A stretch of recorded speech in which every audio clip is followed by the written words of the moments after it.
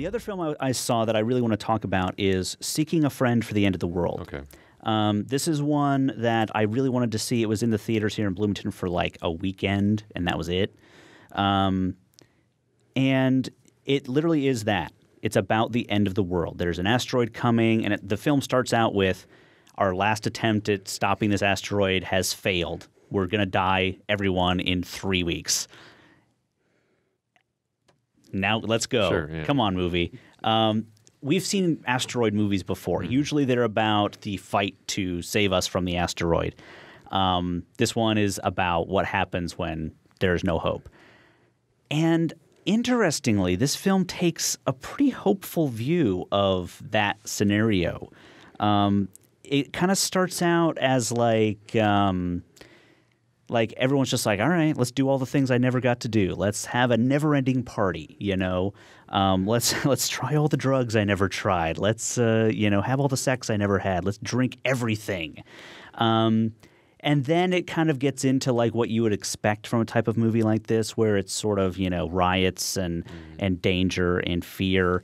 But then it kind of turns into like quiet introspection, like, what have I done with my life? What could I have done better? And who were the people that I could have treated better or spent more time with, and that sort of thing. So it basically focuses on Steve Carell's character, who is basically the one guy who's not impressed with the never-ending party. Like, he goes to the party to hang out with his friends in the last 3 weeks of their lives, and everyone wants to party, and he's just like, nah, he's just bored. And then he meets this girl in his apartment building, Keira Knightley, who has a bunch of his old mail. And she hands him all this old mail. One of the letters is from his high school sweetheart from 3 months ago saying, you were the love of my life, and, so on and so forth. So then it becomes a road movie.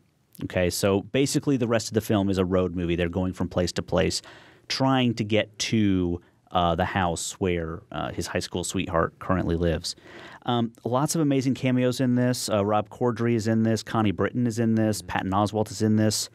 William Peterson is in this, which I did not expect. William Peterson, if you don't know who he is, he was the guy on CSI, the original CSI guy. Grissom, yeah. Adam Brody has a cameo in this.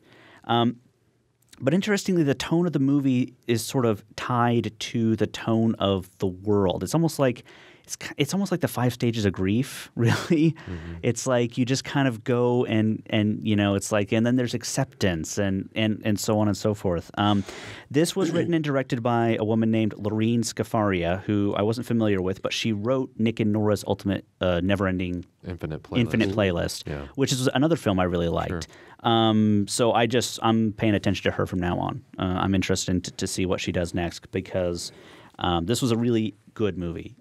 It's the end of the world, so it gets very melancholy. Mm-hmm. But it's one of those films that kind of reminds you of like, this is how you should act all the time. You should be thinking about these sorts of things.